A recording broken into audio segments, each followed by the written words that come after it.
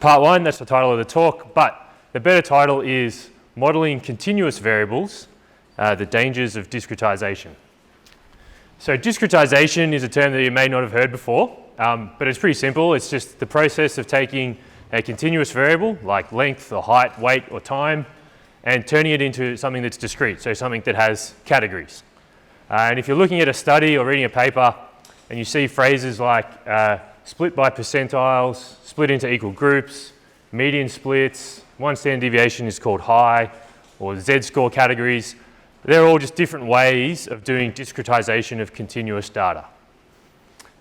So what we did is we looked at the study of training loads and injury to illustrate some of the issues caused by discretization.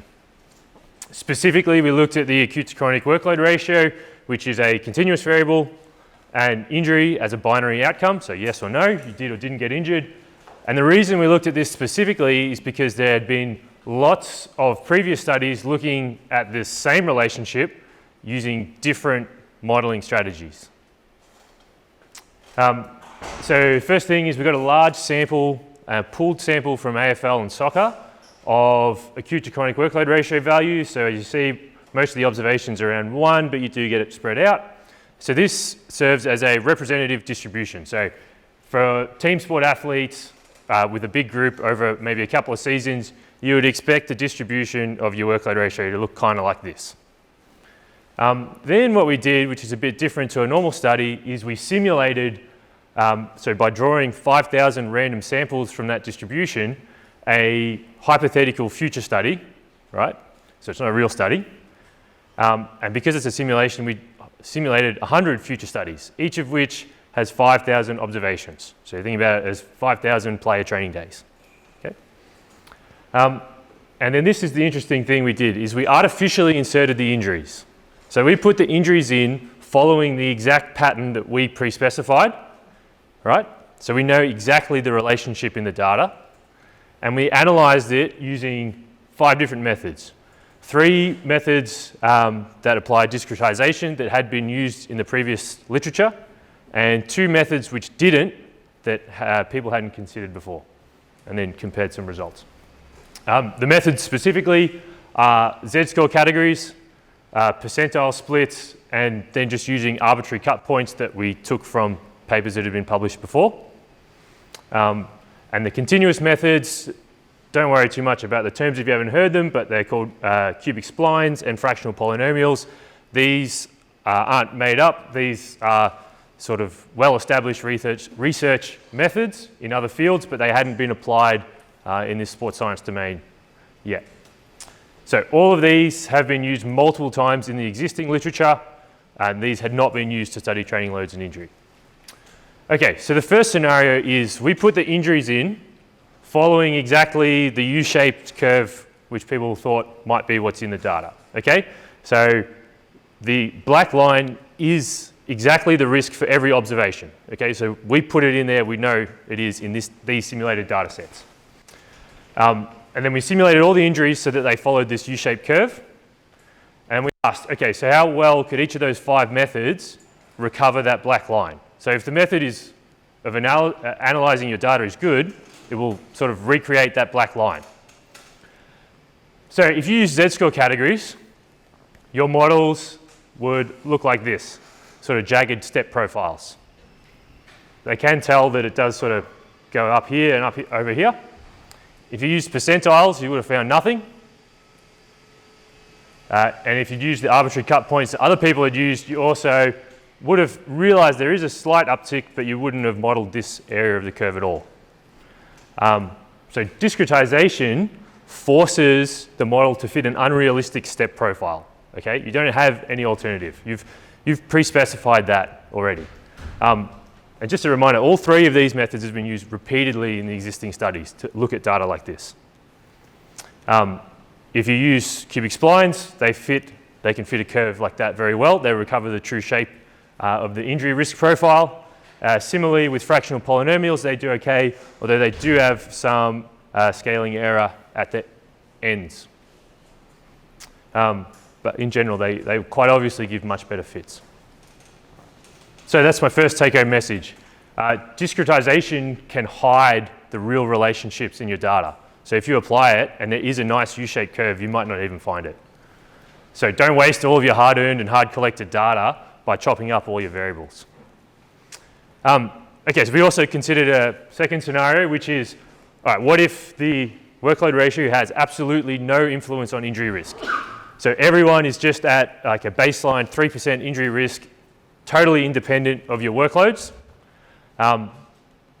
So what that should mean is no matter what model you use, it should not report a significant relationship between these variables because they're totally unrelated because we put the injuries in. So the second scenario, we looked at what fraction of the 100 simulated studies found a significant result, so the false positive result. The discrete models had pretty high false positive rates. So if you're using Z-scores, you're up over 20% false positives, and the other two over 15% false positives. The continuous methods were better, remembering if we're doing like a p equals 0.05 cutoff, you do expect around 5%. But I think most alarmingly, for me anyway, was that if you give yourself a researcher degree of freedom and allow yourself, all right, let's try all three of these and see if any of them show up as positive, you can get over 40% false positive rate. So if you try a few different cutting up methods, I think it's nearly guaranteed that you can get a significant finding even if there is explicitly nothing in the data, okay? So this is my second take-home message, which is discretization can very severely increase your false positive rate. So don't fool yourself by chopping up your variables and thinking something is there when it isn't. Okay, so that's nice, but in practice, you never know that solid black line, and you don't know if there is or isn't a relationship. So how do we tell in practice which model is best and if there is or isn't an actual relationship in the data? So typically, if you've sort of looked at research in this space, people report things like sensitivity, specificity, that tells you how well, yes or no, you can predict or identify when the injuries will happen, ROC curves and likelihood ratios, odds ratios. All of these actually rely on discretization as well in a more subtle way. So they rely on discretization of probabilities. So your model outputs a probability of injury and then you cut it up to calculate all of these things. So probabilities are continuous, right, between 0 and 1, so I'm going to take issue with this as well. So instead of discrete thresholds, we should be looking at calibration of the models and employing probabilistic reasoning. So perhaps you haven't heard this term before, and if you're a practitioner, that might be intimidating, but actually everyone does probabilistic reasoning every day. So what we don't want is decision rules, actually. So I'm arguing against decision rules. So an example of probabilistic reasoning that you do potentially every day is the weather report, the weather forecast. So the weather forecaster says it's 70% chance of rain, and then lets you decide how much risk you're willing to accept and whether or not that will change your behaviour. So the weather report, it doesn't say everyone has to take an umbrella today or no one's allowed to take an umbrella out. They say 70% chance of rain and they leave it up to you. And the reason is they don't assume to know what you're doing and what risk you're willing to accept. So if I'm going to the movies and it's going to rain, I don't really care. I'm not going to get wet anyway. But if I'm taking my dog for a walk, I probably will take an umbrella.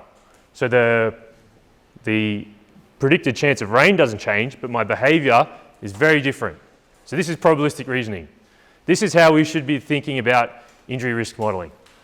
Because if your model says 10% chance of injury and it's grand final day or a pre-season training run, will your behaviour be different? Maybe it will, maybe it won't.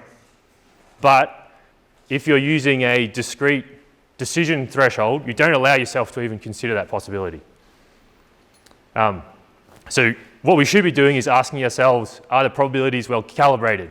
So like if you read any weather forecasting research, which I have, but you probably haven't, does it rain on approximately 20% of the days the forecast says 20% chance of rain? And if it does, that means you can be confident in that forecast. So similarly, we should be asking ourselves, did injuries happen on approximately 20% of the days where the model said 20% chance of injury? Right? That will tell us much more clearly what the power of the model is.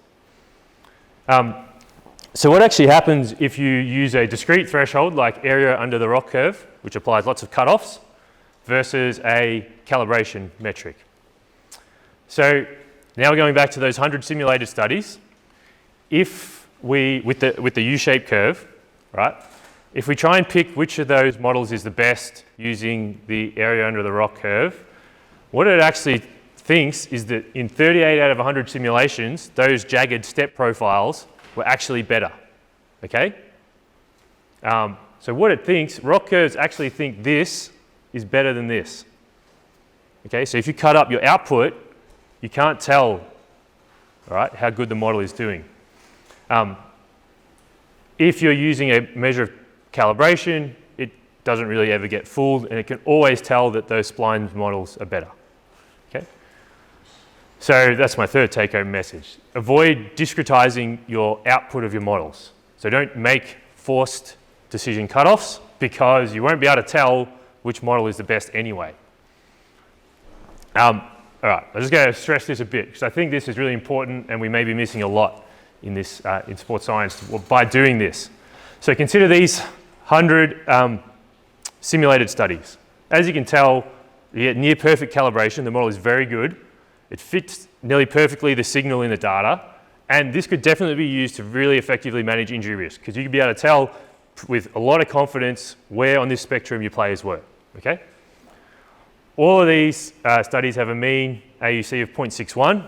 Now, if you're across the research, you'll know if people report AUCs around 0.6, they'll bag out the model. So this is one of my own previous studies.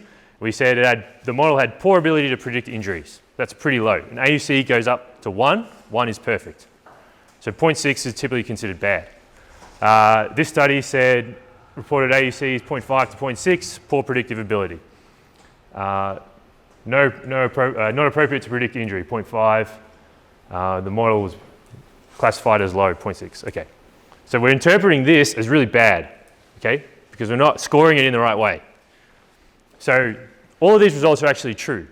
So training-led injury models typically do have pretty low AUC values, and they are pretty bad at predicting yes or no when a player will get injured.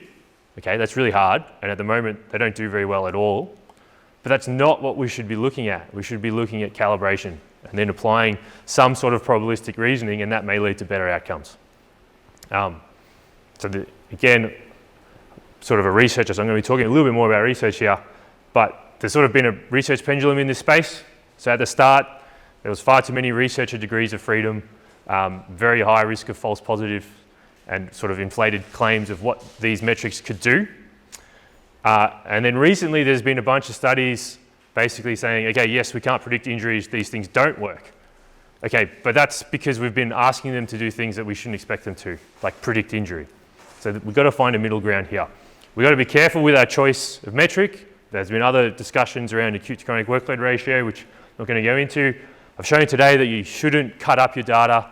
You can't assume linear relationships, and you shouldn't be testing for binary prediction, yes or no injury. We should be asking ourselves, are the probability estimates useful? And we also need to simplify. A very recent study in large-scale epidemiology showed that there's not really much performance benefit of machine learning methods over standard logistic regression for clinical prediction. Okay, machine learning does really well in large signal-to-noise ratio problems.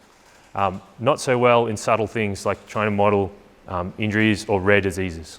Okay, so we just got to be careful with our use of that as well. So, to summarize, if you cut up your data, if you discretize, you increase the risk of finding nothing when there is something, you increase the risk of finding something if there's nothing, and you increase the risk of just totally choosing the wrong model, choosing one of those step ones instead of the one that actually worked. Okay, so I only used load, but this applies to every single continuous variable you collect. And as sports scientists, you probably collect a lot. I'd imagine nearly everything you collect is continuous. Length, strength, weight, height, time, speed, angle, all continuous variables, don't chop them up. Okay, and there's a paper if you want to read more, and the paper has the code for the simulations as well, if you're interested. All right, how am I going for time?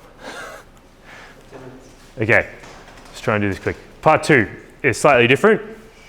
So, a better title for this talk is how can we use optimization to help plan training loads.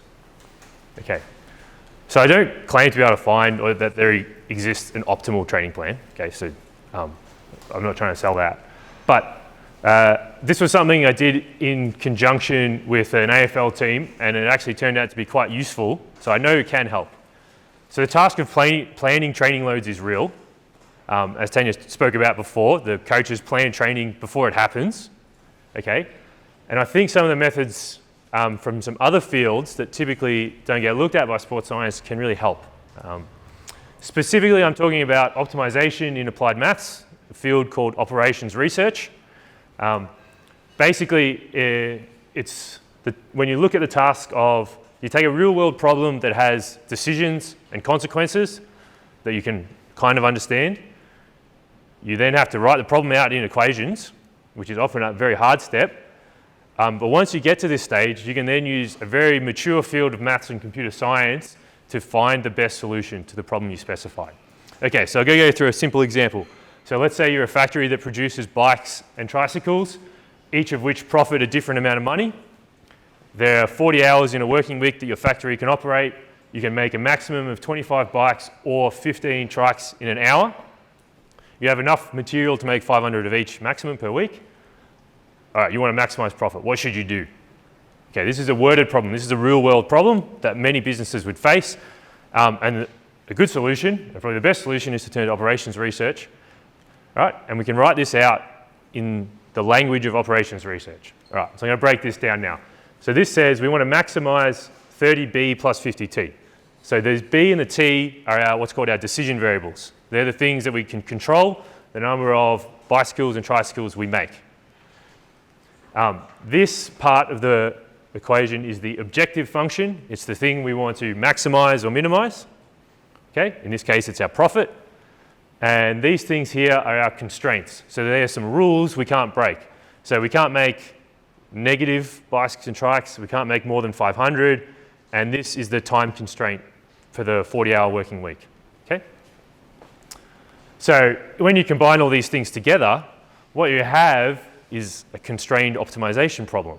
And luckily for us, constrained optimization problems are a very mature field. Okay, so this has been studied extensively by a lot of people, and there are well-established methods to solving these problems. So if you can write your problem in this language, there's a lot of tools that can help you find the solution.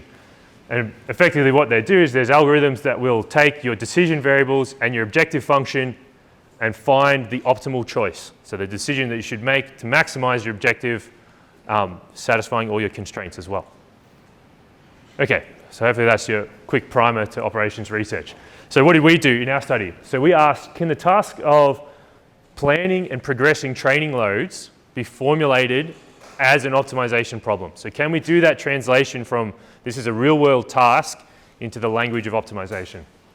And specifically, we looked at an AFL preseason as a test case.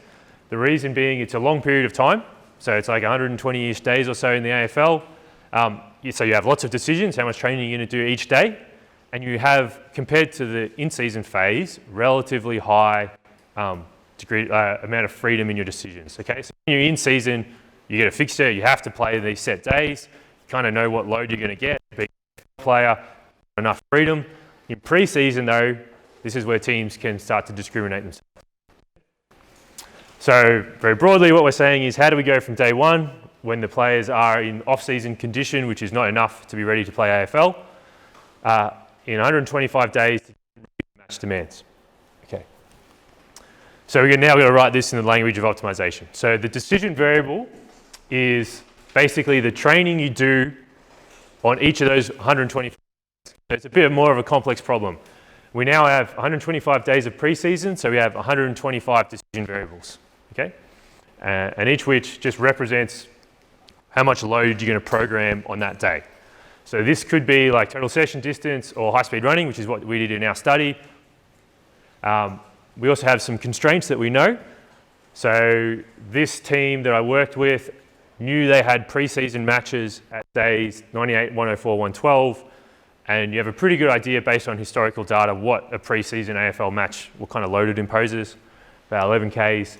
AFL match day was 125, and we knew we had to be ready to do approximately that amount of load, and we gave them Sundays off throughout the whole preseason. So we specified them as a constraint to be 0. We also wanted to constrain injury risk. So at the time, 2 of the most commonly used things were the workload ratio and your chronic training load. So actually, you can write these. Remember, these W's are the decision variables. So this is the amount of load. WJ is the amount of load you do on day J. So you can write both of these things as just an equation that only depends on those W's. So this sort of works nicely in the optimization framework. Our objective function. So this is a little bit less clear. What is the objective of a preseason training plan? Okay. So to start with, we did something, basically the most simple thing we could come up with, which was do the biggest preseason you can possibly do that doesn't break these injury risk constraints. Okay. The rationale for that was it's simple. Also, it had sort of a nice appeal to the coaches because you're maximizing the total time spent with the coaches. So doing skills work, learning the game plan, training, right? So you're doing as much work as possible. So again, you can write that in the language of optimization. It's just add up all the W's. So our objective is to maximize the sum of the load on all the days added together. You have to make some assumptions as well, specifically around off-season training loads. So you have to assume a baseline level of accumulated load. And it's actually interesting to see the effect of varying this parameter. So we did that as well. Okay, so now we've sort of got all the component ingredients. We can give this a crack. So our decision variables are the training loads on every day. Our objective is maximize your total volume over preseason. We want to keep our load progressions, our workload ratio R between these limits. You're not allowed to do more than 50 Ks in a single day, which is a reasonable constraint, I think. You get Sundays off, and we're assuming you're coming in at 14K a week off-season load. All right, so this is what you do. And then what you give these components to an optimization algorithm and say, make me the plan that satisfies all of these things. And then you press go. All right, and what it will do is it'll build you a plan that looks like this. So this is your amount of load, that's up to a 30K day, and that's the day of the season. Okay, so obviously this doesn't work very well. What it's doing is just ramping up your volumes super quick, getting you to doing 30K days, and then just keeping you there, right? So the reason is we didn't specify a good problem. So this is the optimal solution to this problem, but that problem doesn't reflect reality, okay? Because we don't have enough constraints. So what it does is it ramps you up to a massive preseason, super high chronic load, so you're doing a marathon every day, right?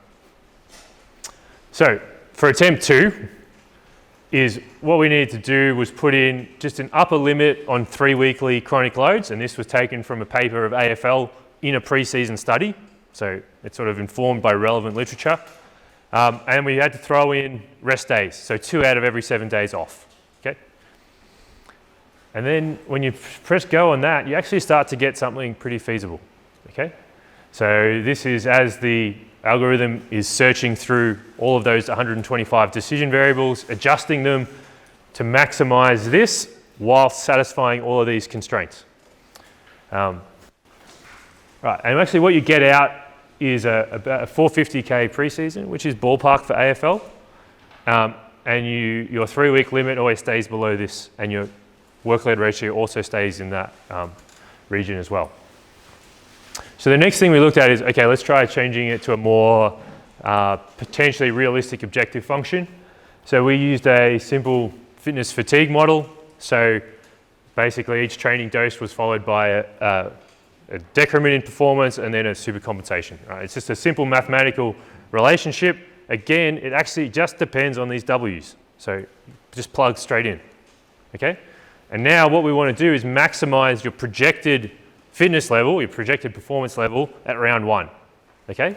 So maybe that's a more realistic goal. We're not worried about just doing as much as possible. We're saying be as peaked as possible for the first real game of the season.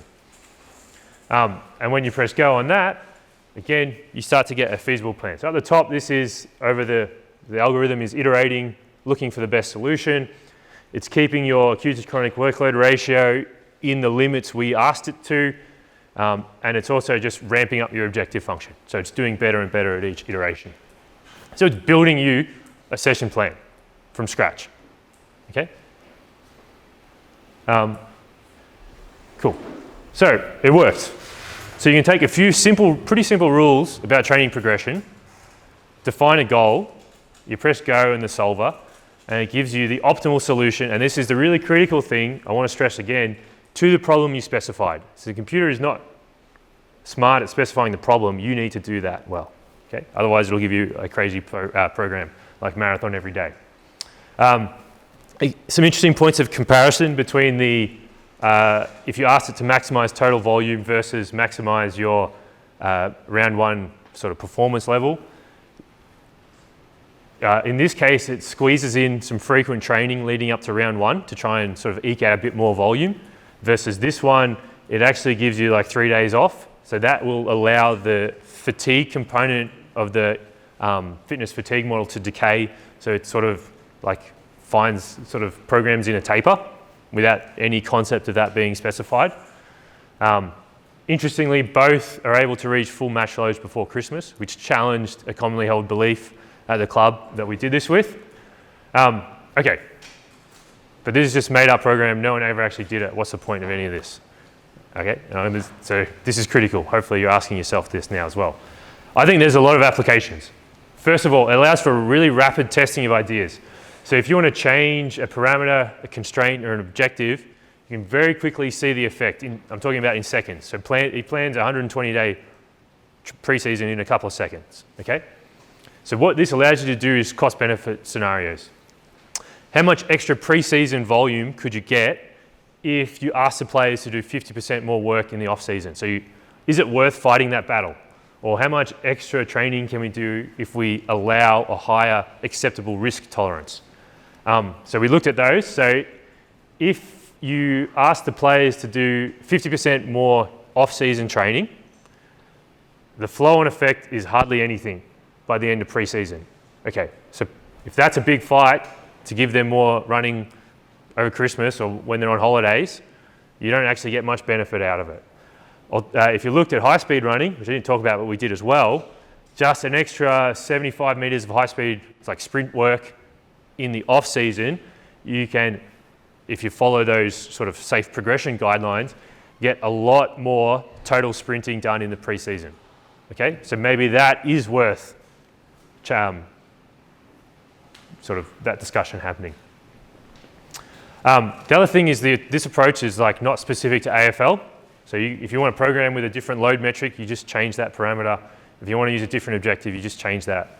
You can use different injury risk constraints. If different sport, it doesn't matter. Right? This is just a concept and a framework of objectively incorporating these things into training plan design. And it's also totally objective. There's no risk of people's preconceived biases creeping in. So again, optimization finds the solution to the problem you specify. So if you don't pose a good problem, you'll get a rubbish solution. So as sports scientists and people, I mean, you guys have much more knowledge about training athletes than I do. Okay, so if you can pose a good problem, you can actually use this to get a nice solution. Like we've used a very loose approximation to reality. Okay, there's very limited evidence of those impulse response models being useful. Okay, and the injury risk estimates we know are likely quite imprecise, but that being said, if you can tighten them up, this doesn't change. This just sits on top and will get better. So if we can write down objective functions and injury risk constraints that do better capture reality, we'll get better outputs. And people are doing this. There's all these studies happening all the time. Cool. And if you're interested, there's a paper on this. Also, someone did this in Excel. So I didn't do this in Excel, but someone built this tool in Excel to do this. So you can go online, find this guy's Twitter. It's free. I don't know if it works. I haven't tested it, but someone did that as well. Thanks.